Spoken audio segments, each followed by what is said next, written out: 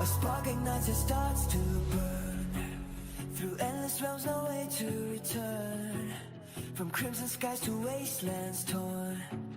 Myth and legend where stars are born. A million paths collide in the haze. Echoes of heroes lost in the maze. Planes walking the multiverse. Through chaos and time we immerse. Legends rise and fade like sparks. Across the void we leave our marks.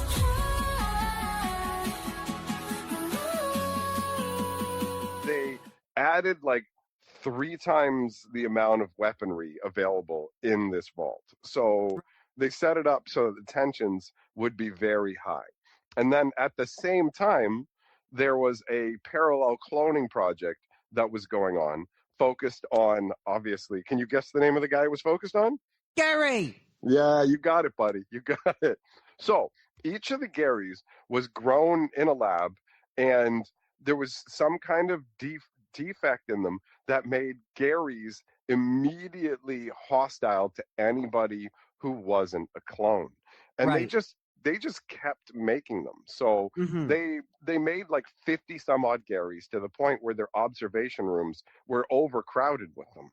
So what happened was, as they go along, they dealt with escalating violence. So somewhere up in the mid 50s, one of the Garys actually injured one of the doctors. So they started talking about destroying the extra clones to make room for further tests, and they basically just obviously treated the Garys as completely disposable. So you've got like, yeah, I know, it's honestly, it's insane. Like, it's, I would say that it's kind of impossible to think about the fact that there would be scientists willing to do this, but there are people who are missing fundamental parts of their humanity. Whispers crawl through the cracks like spiders in the dark.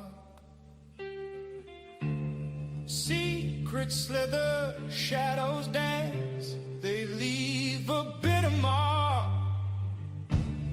Lies wrapped tight like silk spun thin, choke in the morning air.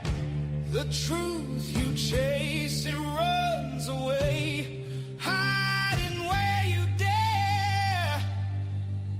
In the heat of the night, where the fire burns cold, the answers you seek are stories untold, shaped by the light. Listen.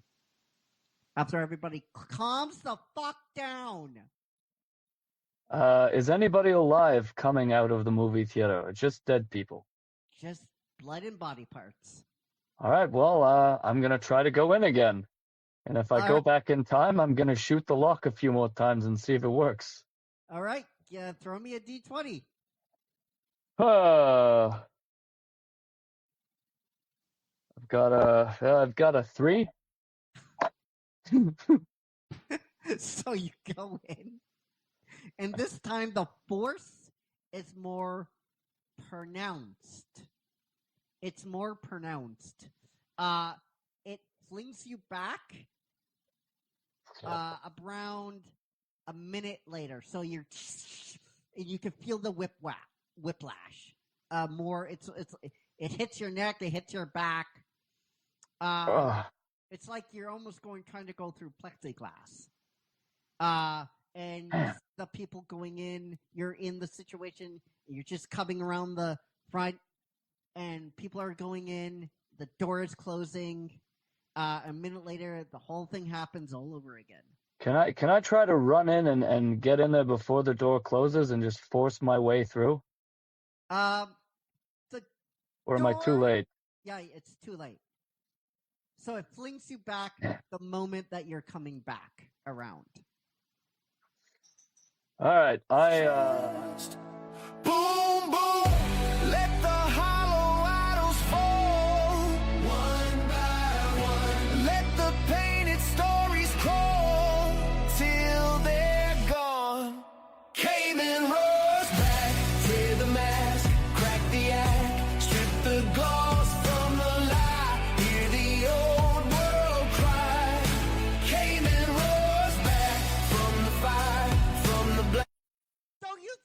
our members deserve much better than we know about Tilly Norwood, and we're heavily monitoring the situation. Like, you guys are unfucking believable. You know that. You're supposed to fight on behalf of us. That's what you're supposed to do. You're supposed to be representing everybody here. I realize you can't have a crystal ball and you can't think 20 steps ahead. But you're supposed to have that clairvoyancy. You're supposed to think somewhat ahead. That's the whole fucking point. That's the whole point. You're supposed to foresee of problems in the future and try to stop them. That's why you have a collective bargaining agreement. That's why you went back and forth with the studios. That's why it was one of the longest acting strikes in history. This is the LP shop, doors are open wide, so come on inside. Find a little piece of history and come alive, turn it up, let your story spin. Every scratch, every song pulls you back in. At the LP shop, doors are open wide. As a kid, learning to play guitar, I used to put the album on, not this album. There's a Fraley's Comet. It's called Live Plus One, and he opens with this song. And I used to learn. I would try and figure it out and play along to the album. I loved this song. And my buddy, who was a drummer, who I still keep in contact with, he learned all the drum parts on this song as well, with that drum solo in the middle. So I'm guessing you're like a big fan of the song. Let's go into it. What did you like about the song? Well, I mean, of course, first off, it's guitar driven. Yeah. Vocally, Ace doesn't push any barriers. No. But he's got a certain execution and a way he enunciates and the way he sings that I've always been attracted to. He's not the greatest singer in the world. No. I don't think he ever claimed to be. But there's just something cool.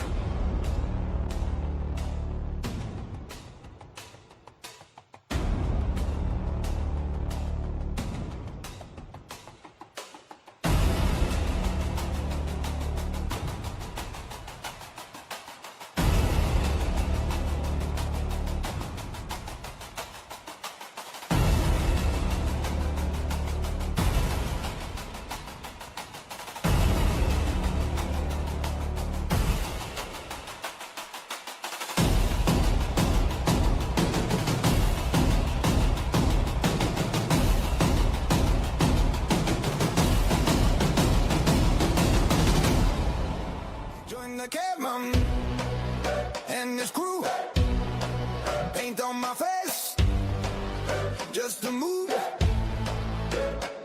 We are Yu-Gi-Oh! Club for life, mark it on my skin. Let's sign from the campfire glow at night to the screen right in your eyes. Original stories, wild and true. You can feel them cut right through. Bring that spark straight to you.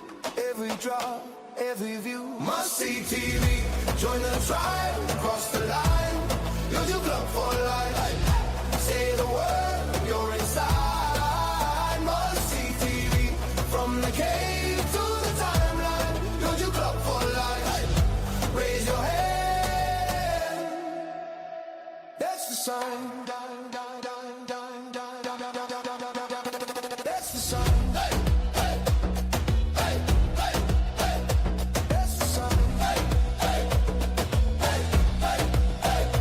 We don't screw, we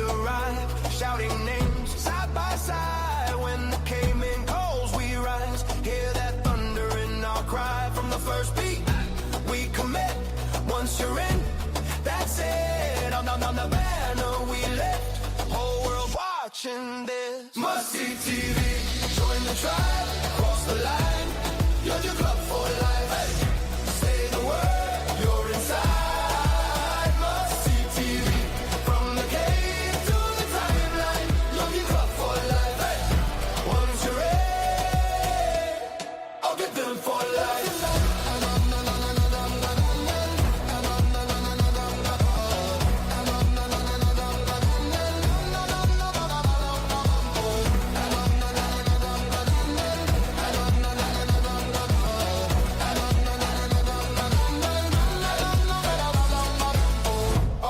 I'll go, call it out. Hey. I'll go, never doubt. I'll go, side by side. Hey. You get club for life. For life. For life. Hey. Must see TV. Join the tribe, cross the line. You get club for life. Hey. Say the word, you're inside. Must see TV. From the cave to the timeline. You get club for life. Hey. Once you're in for life.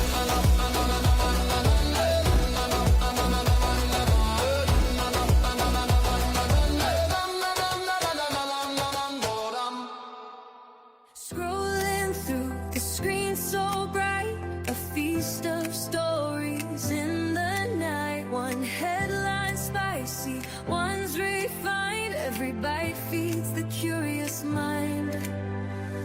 Fame's a dish, it's served so hot, we lap it up. Oh, we can't stop. A morsel here, a tidbit there. The bite connects us everywhere. Take a bite, feel the beat tonight. Breaking news under neon lights. A taste of fame in every line. The bite's the buzz, it's prime time.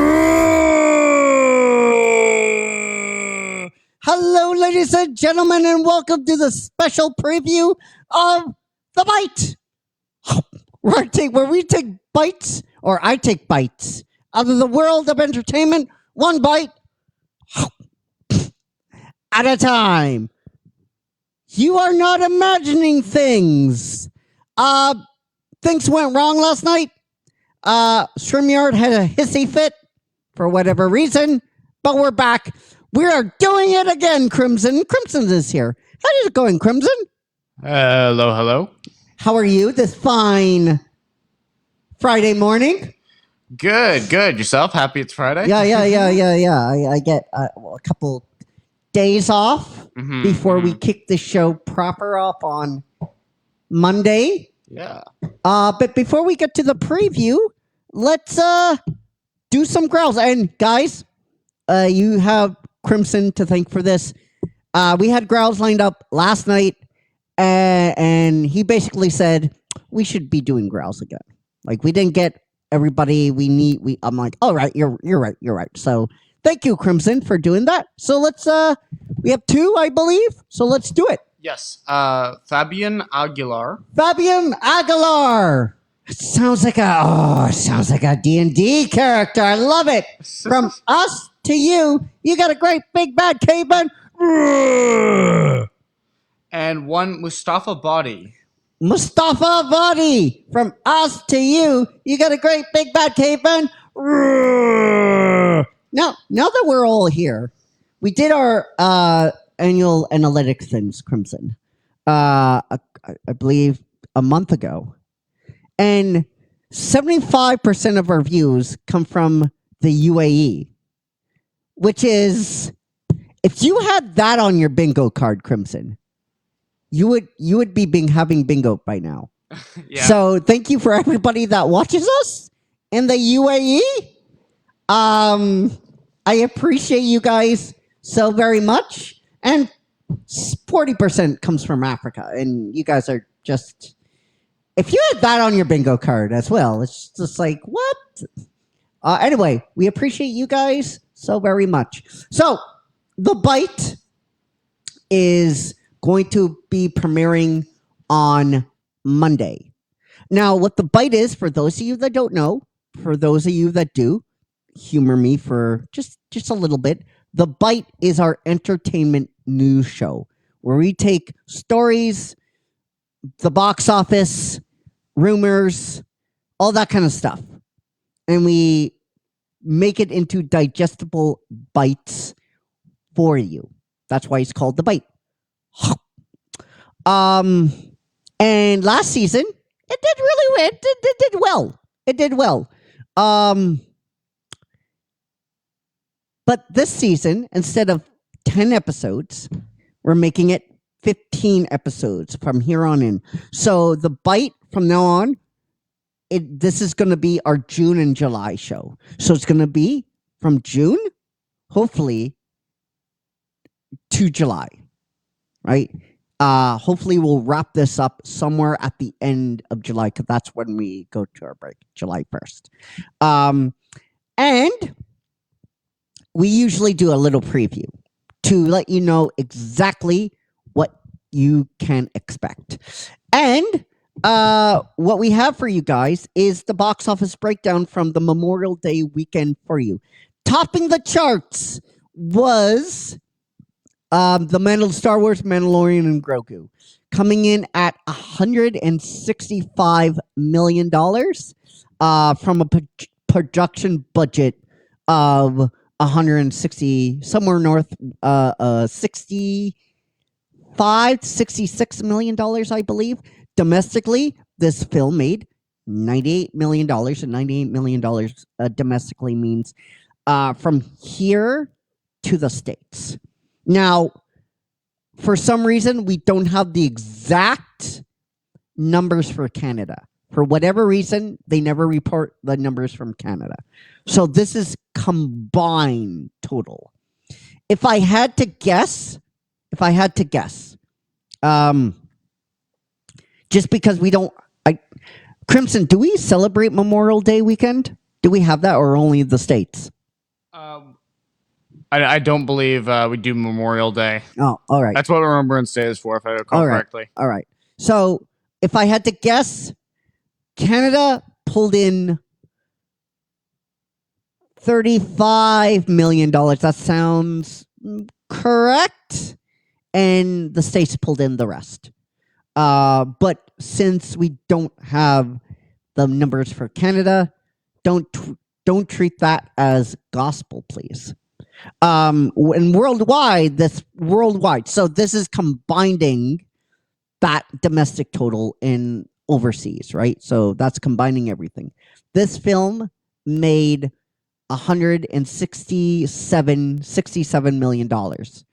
I don't know about you, Crimson, but if a movie came out and made more than its production budget on the first weekend, that's a good day at the office. Yeah, that's good. Yeah, I mean, like that's a massive success. Yeah, despite the internet blowing up right now. Mm-hmm.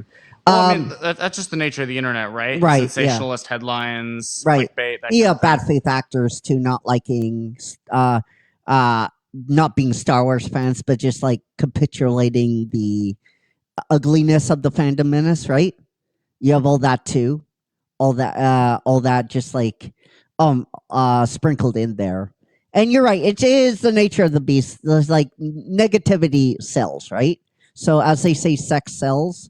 So the worst that you see, right? People engage with this, right? If you have somebody on YouTube saying, "Oh, Star Wars is finished. This is the worst number in Star Wars history," that sex sells, right? And for those of you, so we're going to do a little bit of learning time. For those of you that have seen that headline, actually, that is not true. The worst opening day weekend, this is getting passed around online. So we're going to do some quick math. If that's what they say, math. With that quick, the math, right? So the worst performing opening weekend. Now, opening day, right? That's very important. Opening weekend performance, right? That's the key distinction here. What is the worst Star Wars opening weekend for the box office. Okay, so Star Wars Rogue One. Let's start with Star Wars Rogue One. $155 million. However, because of things happening behind the scenes, that movie cost almost $300 million to make. Okay, so now the rule of thumb is, if a movie costs 166 or 266 $300 million to make, great. Crimson, if a movie costs $280 million to make, somewhere around 300, how much money does that movie need to make to break even? If it makes 300 million? If it takes 300 million to make. Well, I mean, depending on what figure you use, it would either be double the budget or 2.5 times the budget. Yeah, so that's the rule. That's the rule. You get a star. That's the rule. So if a movie takes $300 million to make, it needs to make $700 to $800 million to make. Why is that? Well, there's a bunch of different reasons, right? Distributors, theaters, some of that goes to the theaters, some of that goes to distributors. So that's why that rule is there, right? If it was straight profit, then this would be gumdrops in Rainbow's Land, but it's not. So the rule of thumb, 2.5 to double the budget. So if a movie takes $300 million to make, it needs to make 6 to 8. Why? Because other people need to get paid, like distributors and other theater chains and license holders and all that good stuff, and actors and all that good stuff. Actors usually have what they call back-end deals. And what a back-end deal is, it's tied to a movie, right? So if a contract says, all right, I get paid a certain amount due to the how much this movie makes, then that comes out of the budget. That comes out of the overall earnings of that movie, what that movie would make on the opening weekend salvo of this film's life. All right. So Rogue One, $155 million. Opening weekend, it did not remotely come to making its money back overall. Solo, a Star Wars story. That cost, that made opening weekend somewhere north of $104 million. Spoiler, just because of the shenanigans of that film, the production budget kind of skyrocketed in that movie. So that movie overall didn't make its money back either. Actually, we have to go back to 2008, and the lowest earning of a Star Wars on an opening day weekend is Star Wars The Clone Wars, making $68 million. Caveman, are you talking about Star Wars Episode 2? No, there was an animated movie. It came out in 2008. It made $68 million opening weekend. So that is actually your marker for the lowest earning Star Wars movie from an opening day performance. So that it goes Rogue One, Solo, then Star Wars: The Clone Wars, or Star Wars Clone War. Star Wars: The Clone Wars. That's right. Yeah. So that's your marker. This movie, Mandalorian and Grogu, it's not anywhere close to those numbers. Despite what you hear online, it did really, really well. Okay. It made $167 million. And if this weekend has any prediction, if this film makes $120 million, first of all, let's go back. This movie costs $167 million. How much money does this movie need to make money? Somewhere north of $367 million. So $400 million it would be making money. But if this weekend comes up and it makes if it drops 50%, because that's the rule of thumb, movies usually have a big dip from week 1 to week 2. But if this makes additional $125 to $120 million, what's Crimson?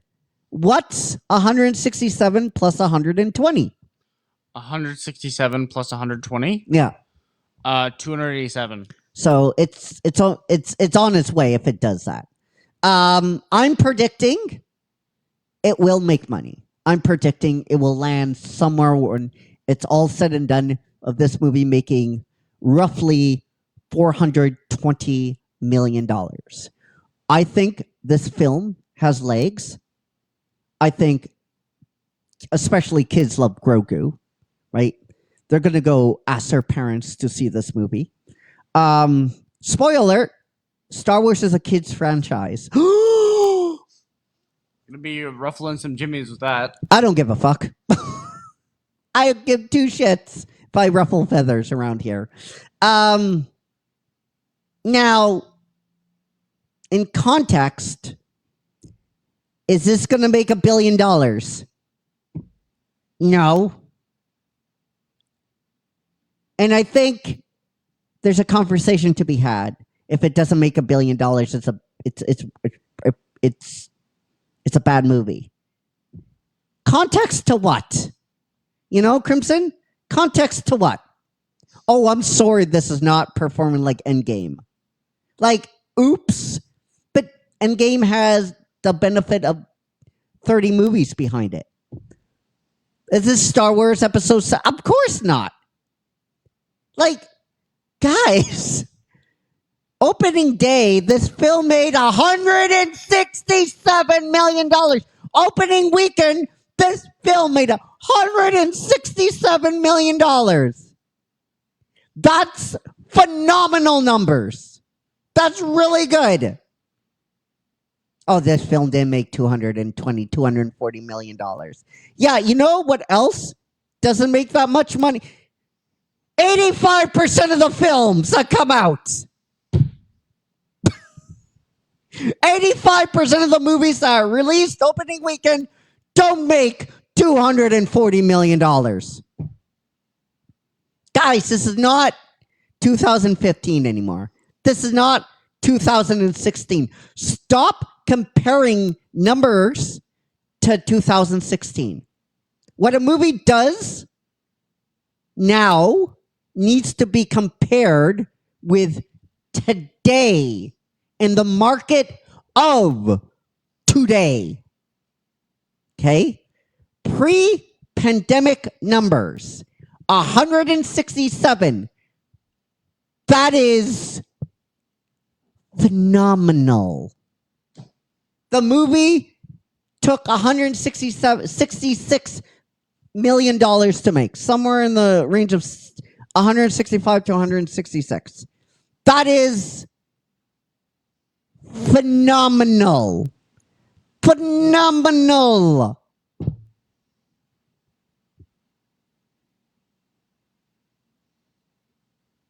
Every movie that comes out now has to be compared to this week, last week, the week before, or this year. It can't be compared to 2015, 2016, where you sneezed and every action movie made $1 billion. You can't do that. You can't do that. It's not fair, and it's not fair to the hardworking men and women that made this movie. I'm sure Disney, I guarantee you, Crimson, Disney is not crying over this. They are probably dancing. When they saw the number, Crimson, they probably danced in the hallway. They probably gave themselves $100 million pay raises. So, that's what you can expect from The Bite. That's what you can expect this year from the show. Box office breakdowns, talking news, talking shops, breaking things down for you. And listen, there's a lot of words that came out of my mouth. There's a lot of words that came out of Crimson's mouth. If you ever have a question, leave it in the comment section. Like, Caveman, Crimson, I'm a little confused about this. Can you help me? Can you help me out? Just put it into clarity. Because sometimes me and Crimson aren't going to do that. You're like, Crimson has industry experience. I have industry experience. So we're going to be talking sometimes in shop, right? And sometimes I'm not going to put it into English the way that you guys can understand. So if you're ever concerned or want to know or give me or more details and more in depth, please let us know. That's why this show is around. That's why this show existed. So that will wrap it up for the preview of The Bite. This show will be premiering on Friday. So not too long. That's 2 days from now. So guys, until we see each other again tonight, take care, be safe, be well, and a club for life. Peace